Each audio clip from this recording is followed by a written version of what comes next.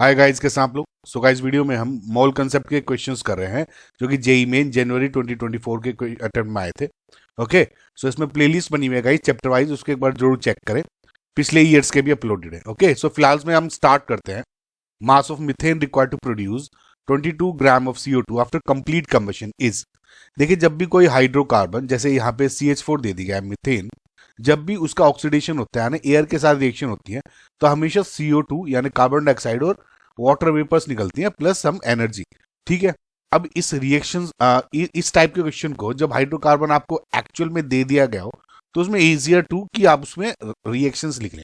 अब इसको आप बैलेंस आउट कर लो ताकि आपको काफी हेल्प मिलेगी इसमें। सो 2O2 and 2H2।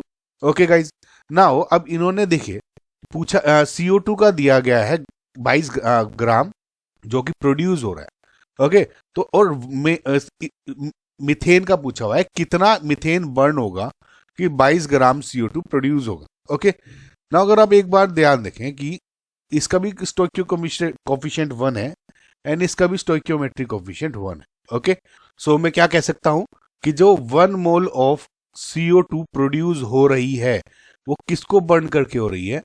1 mole of methane को। करेक्ट।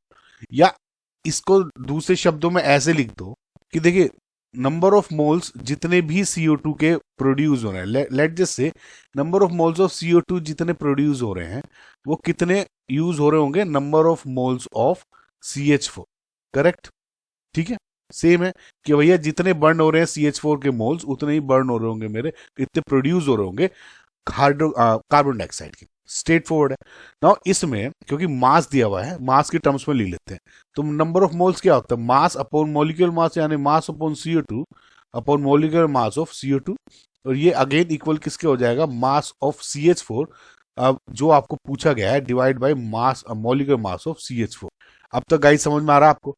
अब देखिए मॉलिक्यूलर यहाँ पे अगर लिखेंगे मास ऑफ CO2 कितना है 22 ग्राम्स डिवाइडेड बाई CO2 का मॉलिक्यूलर मास क्या हो जाएगा 44। निकाल सकते हैं आप C+2O 12+2 इंटू 16, यह आ जाएगा 44।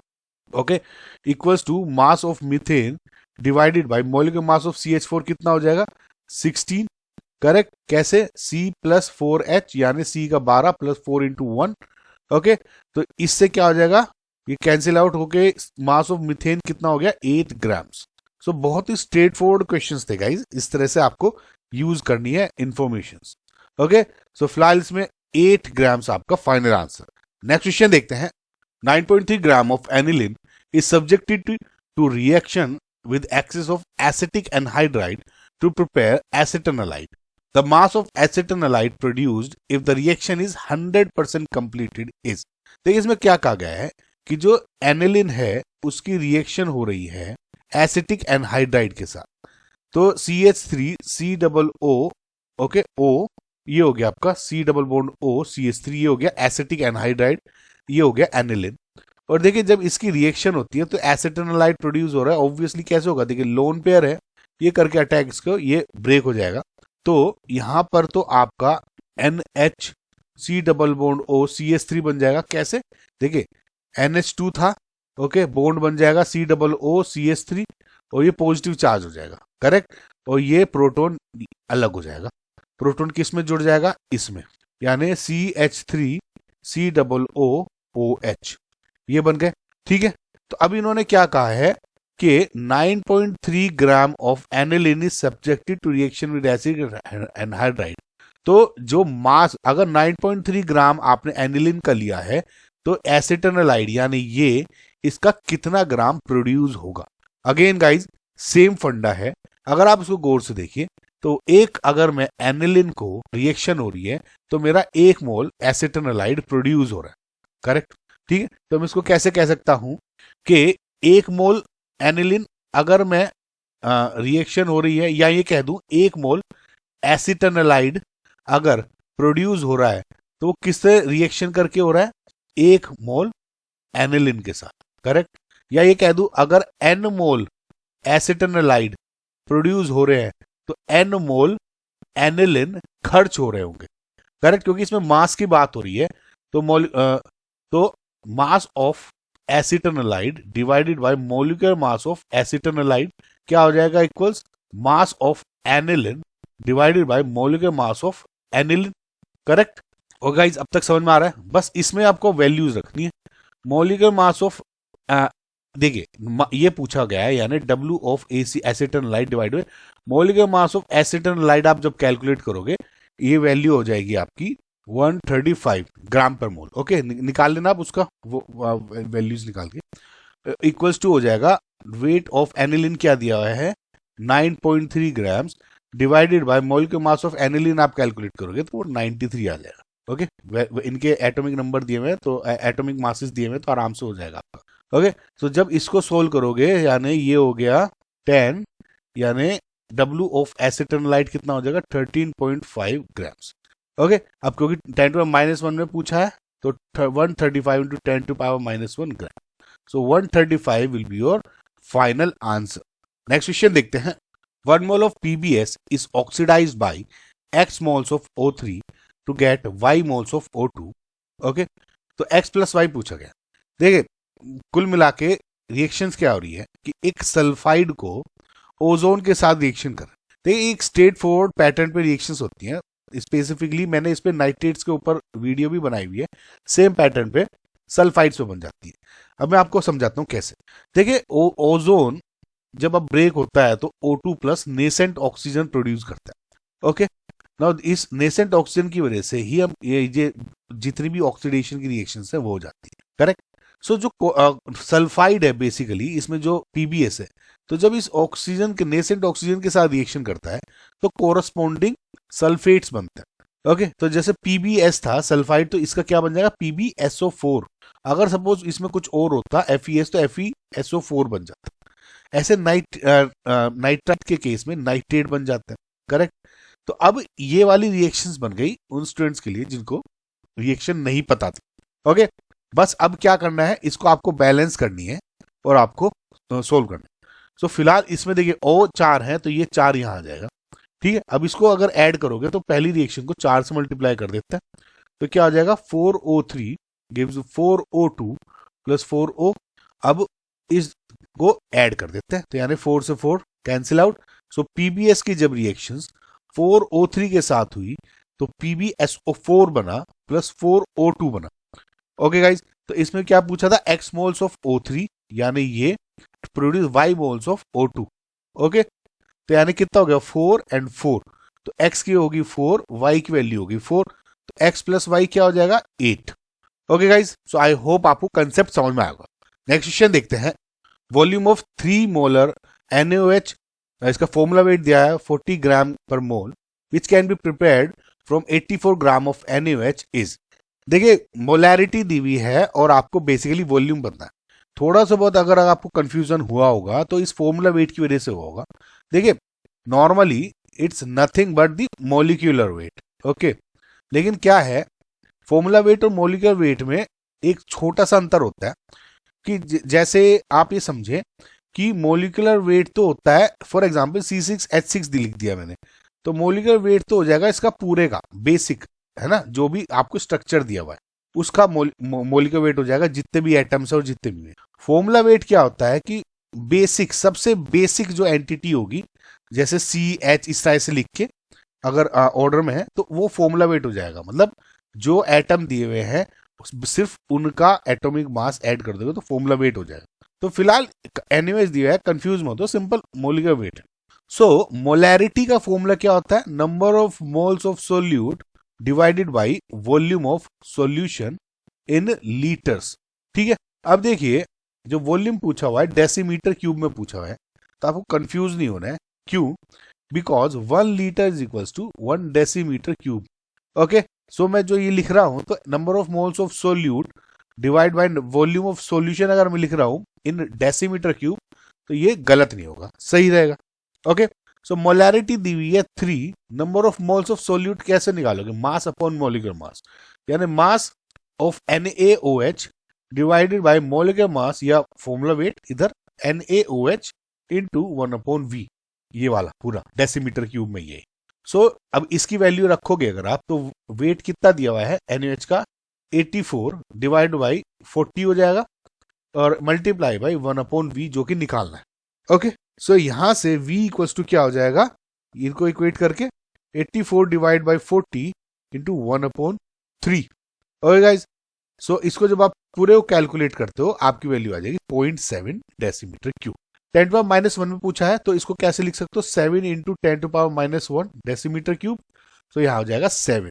ओके गाइज, आई होप आपको समझ में आएगा। नेक्स्ट क्वेश्चन देखते हैं। 0.05 centimetre thick coating of silver is deposited on a plate of 0.05 meter square area. The number of silver atoms deposited on plates are। देखिए क्या कहा गया है, आप ये समझो कि ये एक प्लेट है इस तरह की, ठीक है, और प्लेट है, इसका एरिया दिया हुआ है 0.05 मीटर स्क्वायर। ये देखिए ये प्लेट है, नीचे भी ऑब्वियसली कुछ थिकनेस होगी लेकिन उससे हमें कंसर्न नहीं है। अब इन्होंने कहा है 0.05 सेंटीमीटर थिक इस पे कोटिंग चढ़ा दी। अब ये सोचो ये वाली, ठीक है, ये बेसिकली इस तरह से ऊपर है ना, सिर्फ एक साइड मानो आप, एक साइड चढ़ाई हमने ये वाली परत। ओके, ये परत चढ़ा दिया ने, अगर ये हाइट देखोगे तो 0.05 सेंटीमीटर है और ये जो ऊपर का एरिया है वो क्या हो जाएगा 0.05 मीटर स्क्वायर, ठीक है। अब क्या है कि अगर इतनी एरिया वाली और इतनी थिकनेस वाली आपको सिल्वर की परत चढ़ानी है, कोटिंग करनी है, तो कितने एटम्स डिपॉजिटेड होंगे। डेंसिटी दी हुई है, देखिए सिंपल सा फंडा है इसमें, वॉल्यूम दिया हुआ है, वॉल्यूम आप निकाल सकते हो कि कितना वॉल्यूम डिपॉजिटेड हुआ है। वॉल्यूम्स के बाद डेंसिटी यूज करते हुए आप उसमें मास ऑफ जो कैलकुलेट कर लो एजी का। जब आप मास कैलकुलेट कर लो क्योंकि डेंसिटी दी हुई है, मास से आप मोलिकुलर मास डिवाइड करोगे तो मोल्स निकल जाएंगे, और जब आप मोल्स निकल जाओगे तो एवोगैड्रो नंबर यूज करके आप नंबर ऑफ एटम्स भी निकाल सकते हो। समझ रहे हैं? तो ये एक स्ट्रेट चेन में इस तरह से निकालना है आपको। तो अगर मैं सबसे पहले इसका वॉल्यूम ऑफ सिल्वर कोटिंग निकालना चाहूं, ओके, सो VAG कोटेड कितना हो जाएगा, एरिया ऊपर एक ही तरफ है कोटिंग, ये ध्यान रखना, कंफ्यूज मत होना।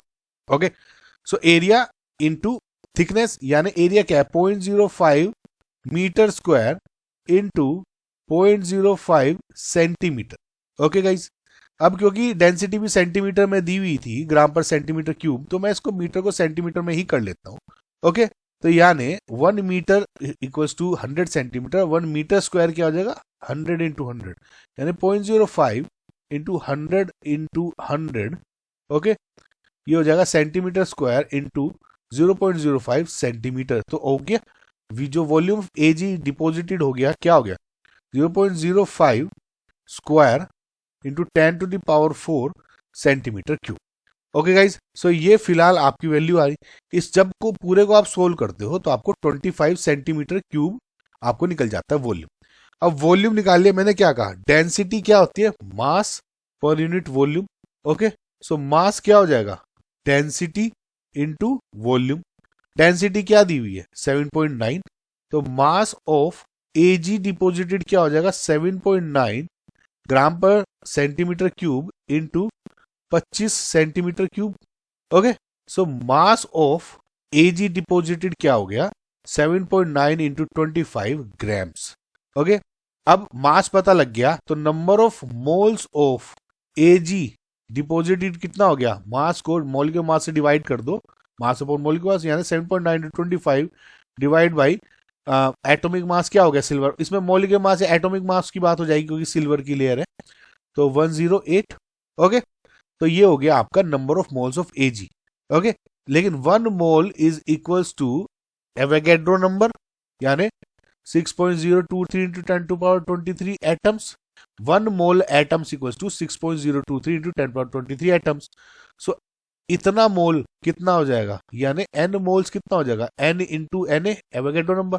इससे अगर मुझे नंबर ऑफ एटम्स डिपॉजिटेड पता करने हैं तो number of atoms of AG deposited करने हैं, तो 7.9 ये 25 जो नंबर ऑफ मोल्स थे इसमें Na की मल्टीप्लाई कर दो, यानी 6.023 टू 10 पावर 23। ओके, ये हो गए टोटल एटम्स। इसका जब आप सोल्व करते हो तो 11.01 इंटू 10 पावर 23 निकलेगा गाइज, है ना, और नियरेस्ट इंटीजर अगर देखोगे तो 11। सो 11 will be your final answer. I hope आपको समझ में आएगा। नेक्स्ट क्वेश्चन देखते हैं। Number of moles of methane required to produce 22 gram of CO2 after combustion is x into 10 power minus 2 moles. The value of x is। देखिए जब भी कोई हाइड्रोकार्बन बर्न होता है, जैसे इस केस में मीथेन दिया हुआ है, यानी ऑक्सीडेशन हो रहा है, तो हमेशा CO2 और H2 निकलती है, H2O, कुछ एनर्जी भी निकलेगी। अब इसको जब आप बैलेंस कर लोगे, यानी 2O2 2H2O, तो ये आपकी कंप्लीट कंबशन की रिएक्शन होगी। तो इसमें कहा गया है कि नंबर ऑफ मोल्स जो मीथेन के रिक्वायर्ड होंगे to produce 22 gram of CO2, वो बताना है। देखिए अगर आप गौर से देखो तो 1 मोल ऑफ CO2, देखिए स्टोइकोमेट्रिक कोएफिशिएंट सेम है, तो 1 मोल ऑफ CO2 जो प्रोड्यूस हो रही है वो किसको यूज करके हो रही है? 1 मोल ऑफ मीथेन को। ओके, सो अगर मुझे n mole for example of CO2 produce करने होंगे तो मुझे क्या होगा? n mole of CH4 use करने होंगे। तो n मोल ऑफ CO2 क्या है? Mass upon molecular mass. Okay, mass of CO2 divide by molecular mass of CO2, ये कितना हो जाएगा? n यानी CH4 नंबर ऑफ मोल्स, जो कि आपको निकालना है। तो इसमें अगर आप वैल्यू रख लो, मास कितना दिया हुआ है? 22 grams divided by molecular mass of CO2 को क्या हो जाएगा? C+2O। ओके, सो यानी 12 + 2 × 16 32 + 22, ये हो गया आपका 44, ओके, ग्राम पर मोल। ओके, सो ये 2, तो नंबर ऑफ मोल्स कितने हो गए यहां से? ऑफ CH4 क्या हो गया? 0.5 मोल्स। और x × 10⁻² में पूछा गया है, तो इसको अगर आप लिखोगे 50 × 10⁻² मोल्स। ओके, सो x की वैल्यू क्या होगी आपकी? 50। सो आई होप गाइज आपको क्वेश्चन समझ में आया। नेक्स्ट क्वेश्चन देखते हैं। A sample of CaCO3 and MgCO3 calcium carbonate और मैग्नीशियम कार्बोनेट वेट 2.21 ग्राम्स। सो देखिए क्या है कि CaCO3 प्लस MgCO3 जो इनका टोटल मास है, वेट दिया हुआ है, वो 2.21 ग्राम्स दिया हुआ है, is ignited to constant weight of 1.152 gram. The composition mixture is. देखिए अभी आपको समझाने के लिए इनकी रिएक्शन लिखता हूं। देखिए जब इनका बेसिकली इग्निशन होगा कैल्शियम कार्बोनेट का, तो क्या होता है? हीट करोगे तो कैल्शियम ऑक्साइड प्लस CO2 में बनेगा, करेक्ट। अगेन जब MgCO3 को निकालोगे, हीट करोगे तो MgO प्लस CO2 में होगा ना। ये तो सब सॉलिड्स में है, ओके, ये है गैस में, तो गैस तो ऑब्वियसली निकल गई। सो यानी जब इग्नाइट करके इनिशियल इनका टोटल मास था 2.21, तो ये क्या है? ये इतना बर्न किया कि ये घट के 1.152 ग्राम में मास कन्वर्ट हो गया इन दोनों का, करेक्ट। अब आप कहेंगे कि मास डिक्रीज कैसे हो गया? वो इसलिए हुआ क्योंकि गाइज बाकी की CO2 के फॉर्म में चला गया, खर्च हो गया मास। ओके, सो अभी पूछा है कि 2.21 ग्राम से ये था, और अगर 1.12 इनका कॉम्बिनेशन बना, तो इंडिविजुअली इन दोनों का कितना ग्राम्स होगा? समझ में आया? तो लेट जस्ट से जो कैल्शियम कार्बोनेट था वो W ग्राम था, तो ये कितना हो जाएगा? MgCO2 2.21 minus W। Okay, so अब सेपरेटली देखते हैं कि देखिए जो मोल्स ऑफ कैल्शियम कार्बोनेट था, ठीक है, जो जितने moles of calcium carbonate decompose हुए, यूज हुए, वो कितना हुआ? उतने ही मोल्स प्रोड्यूस हुए ऑफ कैल्शियम ऑक्साइड, ठीक है, नंबर ऑफ मोल्स। तो यानी मास अपॉन मॉलिक्यूलर मास के अकॉर्डिंग करें तो मास ऑफ कैल्शियम कार्बोनेट जो कि W ले लिया हमने, divided by molecular mass of calcium carbonate, क्या हो जाएगा? Mass of CaO divided by molecular mass of CaO। Okay, so अब यहां पे इनकी वैल्यू रखिए। W ऑफ CaCO3 क्या है? हमने एज्यूम कर लिया W। Mass of CaCO3 calcium carbonate दिया हुआ है 100, equals to W of CaO क्या हो जाएगा? ये लेट जस्ट से WCaO ऐसे लिख लेता हूं, और divide by mass of calcium carbonate आप कैलकुलेट कर लेना गाइज, वो निकल जाएगा आपका 56। ओके, तो इसके अकॉर्डिंग WCaO क्या आ गया आपका? W into 56 divide by 100। Similarly आपको किसका निकालना है? MgCO3 का। यानी मैं यहां लिख देता हूं कि मोल्स ऑफ जो MgCO3, समझ यहीं पे लिख लेता हूं, MgCO3 खर्च हुए, वही MgO उतना प्रोड्यूस हुआ होगा। यानी जो MgCO3 अब मोल्स हैं, तो यानी मास अपॉन मॉलिक्यूलर मास, तो mass upon MgCO3 divide by molecular mass of MgCO3, और ये हो गया MgO divide by molecular mass of MgO, number of moles के इक्वल हो गया। तो ये कितना दिया हुआ है? 2.21 माइनस W, अभी हमने एज्यूम कर लिया था, डिवाइड बाय मॉलिक्यूलर मास निकालोगे आप मैग्नीशियम कार्बोनेट का, क्या है? 84, equals to weight of MgO divide by molecular mass निकालोगे MgO का, वो आ जाएगा 40। ओके, सो इससे आपकी दूसरी इक्वेशन बन जाएगी, पहली तो नीचे वाली ये बन गई, ठीक है, ये, और दूसरी क्या हो जाएगी, weight of MgO is equal to 2.21 minus W divided by 84 into 40। अब क्या दिया हुआ था फाइनल, यानी weight of MgO plus weight of calcium oxide equal to क्या है, 1.152। अब मुझे इन दोनों इक्वेशन को सोल्व करके W निकालना है बेसिकली, यानी वेट ऑफ MgO कितना हो गया, 2.21 minus W divide by 84 into 40 plus W into ये वाली 56 upon 100 equal to 1.152। So guys इस पूरी इक्वेशन को जब आप सोल्व करोगे W निकल जाएगा आपका 1.1886 ग्राम्स। ओके, और W क्या था, वेट ऑफ कैल्शियम कार्बोनेट, ठीक है। सो वेट ऑफ मैग्नीशियम कार्बोनेट क्या हो जाएगा, 2.21 माइनस 1.1886, यानी रफली हो जाएगा 1.0214 ग्राम्स। ओके, सो अगर आप देखोगे ये वाला तो हो गया कैल्शियम कार्बोनेट का, ये हो गया मैग्नीशियम कार्बोनेट का, यानी जो रफली नियरर इक्वल वैल्यू क्या है 1.886 है, तो 1.87 और 1.023 लगभग ये आंसर आ रहा है। तो ये आपका फाइनल आंसर होगा। ओके, सो इसमें एक तरीका और था गाइज कि अगर आप इनके ऑप्शंस भी ऐड करने की कोशिश करते तो देखिए यही ऐड अप हो रहा है, ये ऐड अप हो रहा है, ये नहीं हो रहे, समझ रहे, तो दो ऑप्शन तो आपके वैसे ही कट गए थे, समझ में आया। तो इसके अकॉर्डिंग देखिए जब आप WMgCO3 आपने निकाला या कैल्शियम कार्बोनेट निकाला, तो आपको वेट ऑफ MgCO3 भी निकालने की जरूरत नहीं थी, क्योंकि यहां से ही आपका आंसर आ जाएगा, समझ में आया। तो टाइम बचाया करें ऐसे क्वेश्चंस में, ठीक है। सो फिलहाल option number 1 is your final answer. Next question देखते हैं, the molarity of 1 litre orthophosphoric acid यानी H3PO4 having 70% purity by weight, specific gravity दी हुई यानी डेंसिटी दी हुई है, इज बेसिकली मोलैरिटी पूछा हुआ है। देखिए मोलैरिटी ऑफ H3PO4 क्या हो जाएगा, number of moles of H3PO4 divide by volume, ठीक है। वॉल्यूम क्या दिया हुआ है लीटर में ऑब्वियसली, तो यानी ये हो गया 1 लीटर, ठीक है। तो फिलहाल मोलैरिटी ऑफ H3PO4 क्या हो जाएगा, जो नंबर ऑफ मोल्स है H3PO4 के, यानी mass of H3PO4 divide by molecular mass of H3PO4, ठीक है। मॉलिक्यूलर मास ऑफ H3PO4 क्या दिया हुआ है 98। सो मोलैरिटी क्या हो जाएगा H3PO4 का, weight of H3PO4 divided by 98। Okay, अब मुझे वेट ऑफ H3PO4 निकालना है।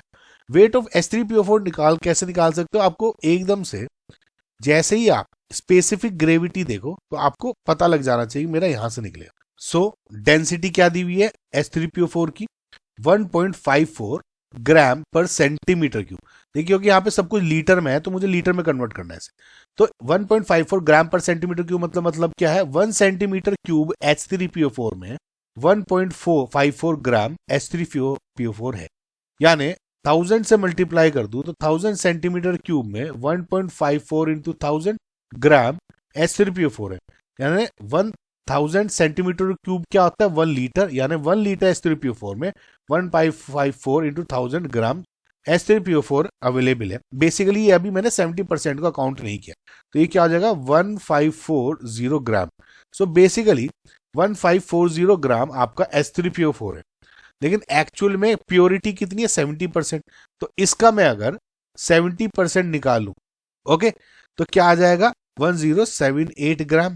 तो ये एक्चुअल में आपका जो रिएक्शन हो रही है H3PO4 ये वो वाला है 70 है ना, तो इसको यहां रख दो, तो मोलैरिटी क्या हो जाएगी 1078 डिवाइड बाय 98 यानी 11। आई होप गाइज आपको क्वेश्चन समझ में आएगा, है ना। सो 11 M आपका जो करेक्ट आंसर हो गया। नेक्स्ट क्वेश्चन देखते हैं, कंसिडर द फॉलोइंग रिएक्शन। देखिए ये रिएक्शन दी हुई है, इफ 72 मिलीमोल ऑफ, देखिए यहाँ 72 दिया हुआ है millimole of PbCl2 is mixed with 50 millimole of ammonium phosphate, ठीक है, then the amount of Pb3PO4 यानी आपका लेड फॉस्फेट फॉर्म्ड इज। देखिए बहुत स्ट्रेट फॉरवर्ड क्वेश्चन है। अब इसमें आप ये देखिए कि 72 मिलीमोल दिए हुए हैं इसके और 50 मिलीमोल इसके दिए हुए, इनकी कोफिशिएंट्स देखिए 1 नहीं है, तो आप डायरेक्ट ऐसे नहीं निकाल सकते, आपको इसमें पहले लिमिटिंग रिएजेंट का कंसेप्ट निकालना होगा। लिमिटिंग रिएजेंट कैसे निकालोगे, देखिए जैसे ये PbCl2 है और ये हो गया आपका अमोनियम फॉस्फेट, कितने मोल्स दिए हुए हैं 72 मिलीमोल्स, इसमें है 50 मिलीमोल्स, इनके स्टोक्योमेट्रिक कोफिशिएंट से अगर डिवाइड कर दो 70 divide by 3 and 50 divide by 2, कितना आ गया? ये आ गया आपका 24 और ये आपका 25। तो लेसर वैल्यू क्या है? ये तो जो लेसर वैल्यू है वो होगी लिमिटिंग रिएजेंट, वो कम है एक्चुअली, समझ में आया? तो इसका मतलब क्या हो गया, अगर मैं इसके अकॉर्डिंग रिएक्शन देखूं तो 3 PbCl2 1 Pb3PO4 बना रहा है, यानी 3 mole of PbCl2 is producing 1 mole of lead phosphate. Okay, तो 1 मोल ऑफ PbCl2 कितना बना देगा? 1/3 मोल ऑफ लेड फॉस्फेट, यानी 72 मिली मोल कितना लेगा? 72 milli mole divide by 3 equals to 24 milli moles. Okay, तो इसका मतलब क्या हो गया? इसके अकॉर्डिंग आपने कैलकुलेट किया, इसके अकॉर्डिंग नहीं, क्योंकि ये लिमिटिंग रिएजेंट था। सपोज ये वैल्यू कम होती तो इसके अकॉर्डिंग कैलकुलेट कर रहे होते। ठीक है, तो जो फाइनल आंसर हो गया आपका 24। आई होप गाइज आपको क्वेश्चन समझ में आओ। नेक्स्ट क्वेश्चन देखते हैं। 10 millilitre of gases hydrocarbon on combustion gives 40 ml of CO2 and 50 ml of water vapour. देखिए, हमें पता है कि जब भी कोई हाइड्रोकार्बन बर्न होता है तो हमेशा आपके CO2 एंड H2O तो प्रोड्यूस करते ही है प्लस एनर्जी। अब बेस्ड ऑन इनका कौन सा हाइड्रोकार्बन है वो इसके कोफिशिएंट्स ऐड हो जाते हैं। अब इन्होंने क्या किया हुआ है कि 10 मिलीलीटर हाइड्रोकार्बन लिया हुआ है, ठीक है, और क्या कह रहा है कि on combustion gives 40 ml of CO2 और 50 ml ऑफ H2O। अब total number of carbon and hydrogen atom बताना है हाइड्रोकार्बन। एक चीज आप नोट करिए, जो इसमें एक कंसेप्ट यूज हो रहा है, जैसे हाइड्रोकार्बन क्या हुआ है जिसमें कार्बन है और हाइड्रोजन है। फॉर एग्जाम्पल CH4 में ले लेता हूं एग्जाम्पल के लिए, तो जो हाइड्रोकार्बन का कार्बन वाला पार्ट है वो तो यूज हो रहा है CO2 में कन्वर्ट हो रहा है कंप्लीटली, ठीक है, और जो इसका हाइड्रोजन वाला पार्ट है वो बेसिकली वाटर वेपर बना रहा है। देखिए अलग अलग है, O के साथ ऐड करके, ठीक है। एक चीज और देखिए कि अगर हाइड्रोकार्बन, जितने हाइड्रोकार्बन है बेसिकली या जितने कार्बन है हाइड्रोजन में, उतने ही यहाँ पे CO2 प्रोड्यूस होंगे। ऑब्वियसली अगर यहाँ पे C7 है तो यहाँ C7 हो जाएगा, क्यों? क्योंकि 7C हो जाएगा, क्यों? बिकॉज जितना जो कार्बन है वो सारा इसमें यूज हो रहा है। देखिए आपको समझ में आ जाएगा कैसे कह रहा हूं।